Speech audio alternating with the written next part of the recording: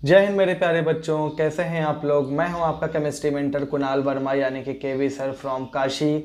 आज हम atomic radius में कुछ और वेरिएशन देखेंगे। इनफैक्ट हम बहुत ही इंपॉर्टेंट कुछ पॉइंट्स देखने वाले हैं, जिसमें सबसे पहला देखिए, ये इंपॉर्टेंट ऑर्डर आप लोग याद रखेंगे। इंपॉर्टेंट ऑर्डर क्या है, देखो यहाँ पे ये ऑर्डर आप लोग अच्छे से याद करेंगे। F माइनस से बड़ा Cl माइनस, उससे ज़्यादा बड़ा Br माइनस, उससे ज़्यादा बड़ा तो I माइनस है। बट ये ध्यान रखना कि H माइनस जो है, H माइनस जो है वो फ्लोरीन क्लोरीन ब्रोमीन से क्या है, ज़्यादा है। तो ये बात का आप विशेष ध्यान रखेंगे। क्लियर है। और यहाँ पर कुछ और भी ऑर्डर है। देखो ये अल्कली मेटल और ये अल्कलाइन अर्थ मेटल, ठीक, ये इनके आयंस भी हैं यहाँ पे। देखो सबसे छोटा लिथियम बेरिलियम, यहाँ पे तो कोई दिक्कत नहीं है। लिथियम और बेरिलियम में सबसे छोटा राइट साइड तो बेरिलियम छोटा होगा। फिर उसके बाद लिथियम, फिर लिथियम से बड़ा मैग्नीशियम, और मैग्नीशियम और सोडियम में तो सोडियम बड़ा होगा। फिर सोडियम के बाद थोड़ा सा ध्यान रखना, उसके बाद कहानी ऐसे चलती जाएगी, ठीक है ना। उसके बाद कहानी ऐसे चलती जाएगी और यही यहाँ पर भी है, ठीक है। बस थोड़ा सा अंतर यहाँ पर है कि आयनिक में बेरिलियम +2 के बाद Mg+2 आ रहा है, फिर Li+, फिर Na+, फिर Ca+2 और उसके बाद ये, ठीक ठीक। तो बात समझ में आ रही है। तो इसके आधार पे और जो पीछे हम लोग पढ़े हैं उसके आधार पे हम लोग और चीज़ें देख लेते हैं कि सबसे स्मॉलेस्ट एलिमेंट कौन है, सबसे कम रेडियस वाला हाइड्रोजन। फ्लोरीन जो है वो सेकेंड नंबर पे है, ध्यान रखिएगा, ठीक। अगर हम नोबल गैस को छोड़ दें, अगर हम नोबल गैस को छोड़ दें, क्योंकि देखो फ्रेंशियम सबसे नीचे, सीजियम के नीचे फ्रेंशियम आएगा भाई।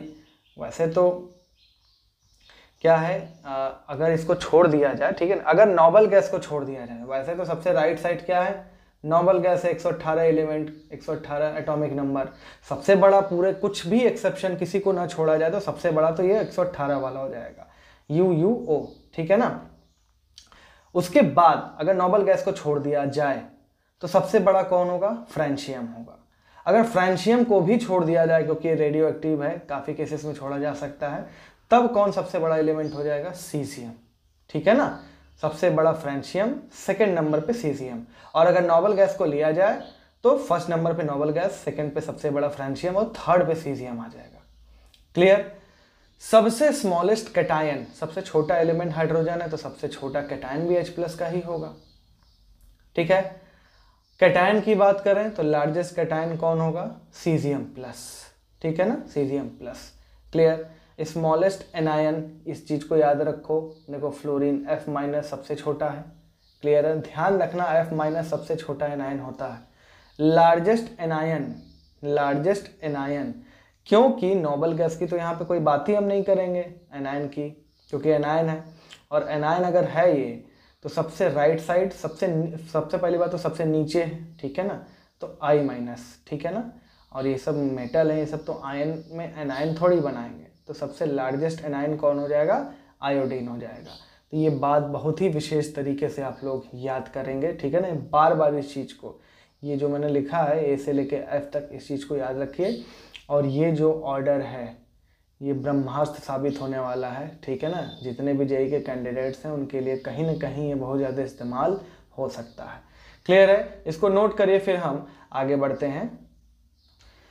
चलिए अब हम नेक्स्ट देखते हैं एटॉमिक या आयनिक रेडियस इन लैंथेनॉइड्स। देखो लैंथेनॉइड्स में क्या होता है, पहली बात तो ध्यान से समझ लीजिए।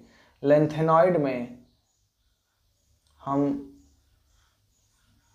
ठीक है ना, 6 ऐसे ऑर्बिट बना लेते हैं, ठीक है ना।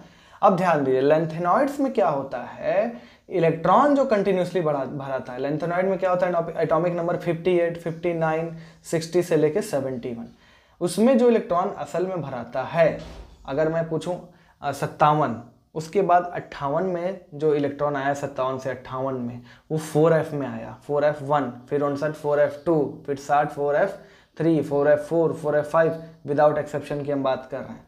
यानी कि इसमें जो इलेक्ट्रॉन भरा रहा है लैंथेनॉइड सीरीज में, ये इनर पेनल्टीमेट शेल में इलेक्ट्रॉन भरा रहा है। और इनर पेनल्टीमेट शेल में और किस में भरा रहा है, F में भरा रहा है। और F का शील्डिंग जो होता है very very poor, very very poor, ठीक है। यानी कि लेफ्ट से राइट अगर हम बढ़ रहे हैं, देखो वैसे तो लैंथेनॉइड में 58 से 71 की बात होती है, बट ध्यान रखना ये लेंथेनम भी इसमें आ जाता है क्योंकि इसकी प्रॉपर्टी इसके साथ मैच होती है लेंथेनॉइड्स के साथ सारे, ठीक है ना। तो ध्यान से समझना ये जो डी ब्लॉक का एलिमेंट है La, एटॉमिक नंबर 57। अब लेफ्ट से राइट जब हम बढ़ते हैं लेंथेनॉइड्स में तो कंटिन्यूसली साइज क्या होता है, एटॉमिक रेडियस की बात हो रही है, ऐसे देखो न्यूट्रल है, कंटिन्यूसली क्या होता है, साइज घटता है। साइज क्या होता है, घटता है। कारण इसका क्या है, इसका कारण है लेंथेनॉइड कॉन्ट्रैक्शन, ठीक। बट एक चीज ध्यान रखना, इसमें जो यूरोपियम है, ठीक है ना, जो यूरोपियम है, ध्यान रखना इसका पूरे लेंथेनॉइड में एटॉमिक रेडियस सबसे ज़्यादा होता है। क्लियर है, ठीक है। तो ये एटॉमिक नंबर कितना है, 63। ये भी याद रख लेना कि यूरोपियम का साइज नॉर्मली अगर यूरोपियम को हटा दिया जाए तो जैसे जैसे एटॉमिक नंबर बढ़ेगा वैसे वैसे एटॉमिक साइज घटेगा, एटॉमिक रेडियस घटेगा, क्योंकि लेंथेनॉइड कॉन्ट्रैक्शन हो रहा है, ठीक। बट एटॉमिक नंबर 63 यानी यूरोपियम का साइज सबसे बड़ा है एमंग द लेंथेनॉइड्स। इसका कारण है abnormal lattice and weak metallic bond, clear है ना, ठीक। वीक मेटालिक बॉन्ड की वजह से थोड़े से मेटल्स के जो आइटम्स है थोड़े दूर दूर चले जाते हैं। मान लो बाकी सब लेंथेनॉइड्स में कुछ ऐसे ऐसे हैं तो ये यूरोपियम में ऐसे ऐसा हो जाएगा, थोड़ा सा दूर चला गया, ठीक। तो जिसकी वजह से जब हम इस इंटरन्यूक्लियर डिस्टेंस को जोड़ेंगे, उसका आधा करेंगे तो ये रेडियस बाकी सबसे ज़्यादा आएगा। क्लियर है ना। लेंथेनॉइड कॉन्ट्रैक्शन का कॉज क्या है, देखो लेंथेनॉइड कॉन्ट्रैक्शन का मतलब है कि जो इलेक्ट्रॉन है वो 4f में भरा रहा है, इनर पेनल्टीमेट शेल में भरा रहा है, और f का जो शील्डिंग होता है वो वेरी पुअर होता है। तो ये मान लो ये इनर पेनल्टीमेट शेल है, इलेक्ट्रॉन इसमें एक एक करके भराता जा रहा है, और जो बाहरी इलेक्ट्रॉन है ये रेडियस तो इससे होता है।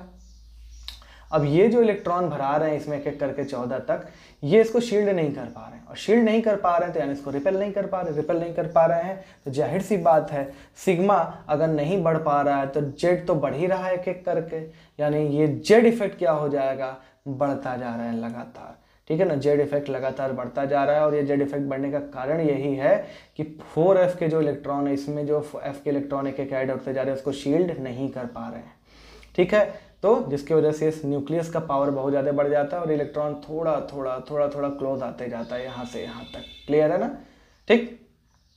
बट लेंथेनॉइड कॉन्ट्रैक्शन के बावजूद इसका साइज क्यों बड़ा ज़्यादा हो जाता है, क्योंकि मेटालिक बॉन्ड बहुत वीक है यहाँ पे। क्लियर है ना, तो ये कारण है कि ये poor shielding of 4f electron की वजह से ये नज़दीक आते जाता है, ये इसका पावर बढ़ते जा रहा है, ठीक है। तो कॉज ऑफ लेंथेनॉइड कॉन्ट्रैक्शन क्या है, poor shielding of 4f electrons. ध्यान देना जैसे लेंथेनॉइड उसी तरह एक्टिनॉइड में भी एक्टिनॉइड कॉन्ट्रैक्शन होता है, लेफ्ट से राइट बढ़ने पर साइज क्या होता है, कंटिन्यूसली घटता है, बट वहां पे इलेक्ट्रॉन 5वें शेल के f में भरा रहा है, और f तो वहां पर भी है तो उसका भी पुअर शील्डिंग है। और ध्यान रखना 4f से ज़्यादा पुअर शील्डिंग 5f इलेक्ट्रॉन्स का होता है, 4f से ज़्यादा 5f इलेक्ट्रॉन्स का शील्डिंग और भी खराब होता है, जिसके वजह से हम पूछें कि जितना तेजी से साइज लेंथेनॉइड में घट रहा है लेफ्ट से राइट, क्या उतना ही तेजी से घटता है एक्टिनॉइड में? नहीं, उससे ज़्यादा तेजी से घटता है, ठीक है। मतलब हम बोलें कि एक्टिनॉइड कॉन्ट्रैक्शन ज़्यादा एक्सटेंट में होता है as compare to lanthanoid contraction, due to because shielding effect of 5 electron is more poor than 4f electrons. आई बात समझ में, ठीक है। अब ये लेकिन ध्यान रखना, ये कैटायनिक रेडियस है, ये कैटायनिक रेडियस है सबका। कॉमन ऑक्सीडेशन स्टेट लेंथेनॉइड से क्या होता है, +3 में अगर हम बात करें तो यहाँ कोई एक्सेप्शन नहीं है। ध्यान रखना जैसे जैसे ये एटॉमिक नंबर 57 से 71 बढ़ता जा रहा है या 58 से 71 बढ़ते जा रहा है, वही ऑर्डर है ये। यहाँ पे यूरोपियम का जहाँ पे जगह है वहीं पे रहने देना, ठीक है ना। तो यहाँ पे यूरोपियम अपने ही जगह पे है, तो यूरोपियम सबसे आगे बस केवल अपने न्यूट्रल स्टेट में होता है। क्लियर है, इसको नोट कर लीजिए, ठीक है, इसको नोट कर लीजिए। फिर हम थोड़ा सा आगे बढ़ते हैं और इसी से संबंधित थोड़ी सी और कहानी देख लेते हैं।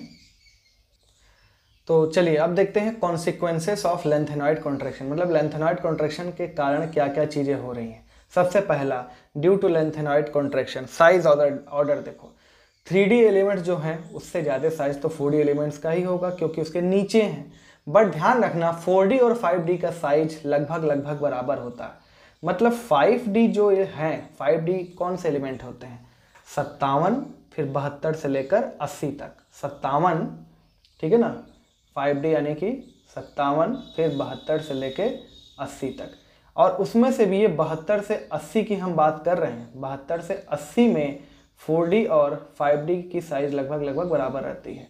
क्लियर है? उसमें भी हम एक एक्सेप्शन देखेंगे, 57 में नहीं लगेगा, ठीक है ना। तो 4D और 5D का साइज क्या होता है, लगभग बराबर होता है। जैसे टिटेनियम से ज़्यादा जर्कोनियम, ये 3D है, ये 4D है, बट जर्कोनियम और हाफनियम की साइज लगभग बराबर।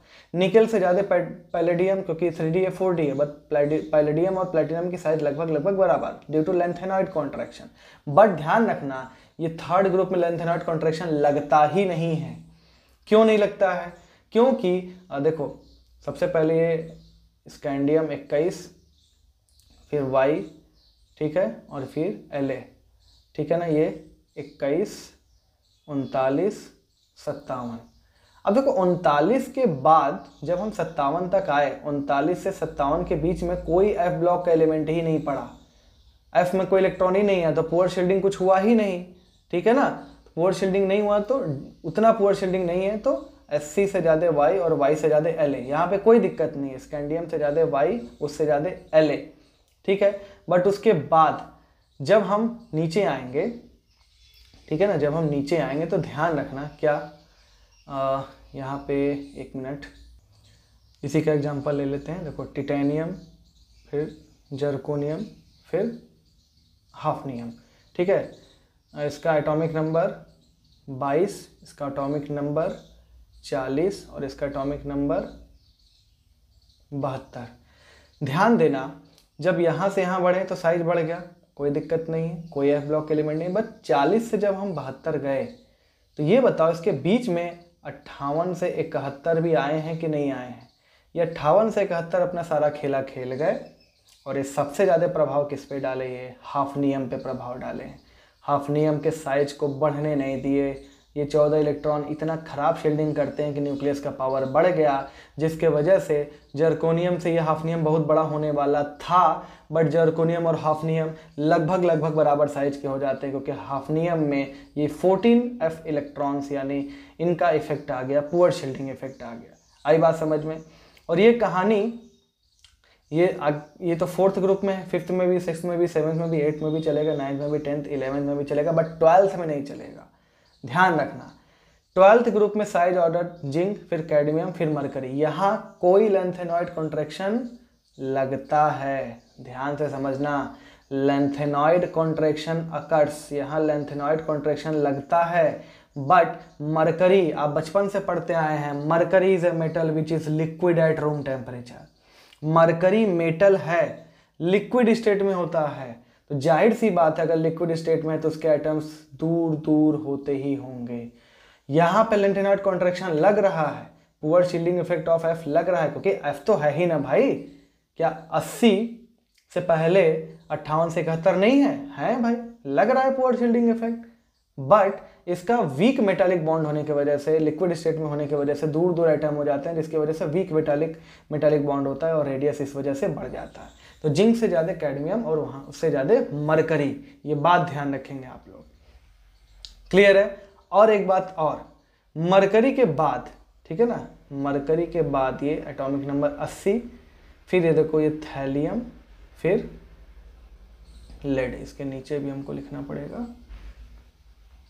ठीक है ना, ये मरकरी एटॉमिक नंबर 80, फिर ये थैलियम, फिर लेड, ठीक, थैलियम के ऊपर इंडियम और इसके ऊपर टिन।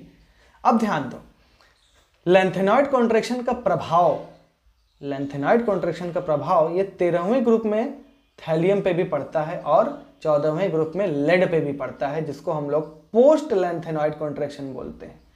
बट ये ध्यान रखना, ये लेंथेनॉइड कॉन्ट्रैक्शन उतना ज़्यादा नहीं है, क्योंकि यहाँ पे, ठीक है, हम तो कहेंगे चलो थैलियम पे थोड़ा लग भी रहा होगा, लेड में तो और भी कम लग रहा है, क्योंकि यहाँ पे भाई P के इलेक्ट्रॉन आ रहे हैं, तो वो शील्डिंग को ऑलमोस्ट क्या कर रहे हैं, कंपनसेट कर रहे हैं। बट ध्यान रखना, इसके पीछे जो हम एल्युमिनियम गैलियम की बात कर रहे हैं, तो वहाँ पे D की पुअर शील्डिंग इफेक्ट थी, वो उतनी ज़्यादा खराब नहीं थी जितना ज़्यादा F का था, बट यहाँ पे F का बहुत ज़्यादा खराब शील्डिंग है, तो थैलियम और लेड पे थोड़ा प्रभाव पड़ा, बट उतना भी नहीं प्रभाव पड़ा है क्योंकि ये यहाँ पे P1 P2 कुछ इलेक्ट्रॉन्स आ गए। तो प्रभाव इतना पड़ा है कि इंडियम से ज़्यादा थैलियम तो नहीं है, बट इंडियम और थैलियम का साइज लगभग हम बराबर कह सकते हैं, ठीक है ना, लगभग बराबर कह सकते हैं, या नॉर्मल केस में थैलियम का साइज हम ज़्यादा ही कहेंगे। तो 13th ग्रुप का जो ऑर्डर निकला, बोरॉन से ज़्यादा साइज गैलियम का और गैलियम से ज़्यादा एल्युमिनियम का, ठीक है, उससे ज़्यादा इंडियम का, और इंडियम और थैलियम का साइज लगभग क्या हो जाएगा, बराबर हो जाएगा। क्लियर है, ये बात है, ठीक। तो ये कॉन्सिक्वेंसेस ऑफ लेंथेनॉइड कॉन्ट्रैक्शन है। एक और कॉन्सिक्वेंस है लेंथेनॉइड कॉन्ट्रैक्शन का, ठीक है, तो एक और कॉन्सिक्वेंस देख लेते हैं, ठीक है। हालांकि जब इसको आप डी ब्लॉक और आई ब्लॉक एलिमेंट डिटेल में पढ़ेंगे तो वहाँ पे सीखेंगे। जो बेसिक नेचर ऑफ हाइड्रोक्साइड है, बेसिक नेचर ऑफ +3 के जो हाइड्रोक्साइड हैं उनका घटता है basic nature, decreases from left to right.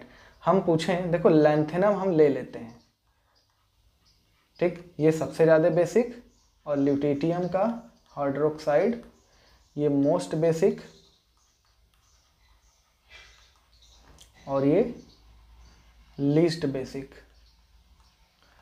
आप यहाँ पे ध्यान से वही लगा सकते हैं, जैसे कि साइज की अगर हम बात करें, ये +3, ये +3, ये साइज सबसे बड़ा और ये सबसे छोटा, क्योंकि लेंथेनॉइड कॉन्ट्रैक्शन की वजह से लेफ्ट से राइट साइज घट रहा है। अब जाहिर सी बात है, अगर ये साइज बड़ा है तो OH- अपने अंदर से छोड़ देगा, साइज बड़ा है कैटायन का, आराम से निकलने देगा OH- को, और ये Lu+3 ये साइज बहुत छोटा, ये OH- को निकलने नहीं देगा, इस वजह से ये बेसिक नेचर इसका क्या हो जाएगा, बहुत कम हो जाएगा। हालांकि ये सब चीज़ें आप आगे भी सीखेंगे, थोड़ा सा आइडिया रखेंगे तो आपके लिए काम आसान हो जाएगा। तो चलिए आज के लेक्चर में इतना ही, अब हम मिलेंगे अगले क्लास में, और अगले क्लास में हम लोग आयोनाइजेशन एनर्जी के साथ मिलेंगे, ठीक है ना, आयोनाइजेशन एनर्जी कहें, आयोनाइजेशन एंथैल्पी कहें। तो आज के लिए इतना ही, तब तक के लिए जय हिंद।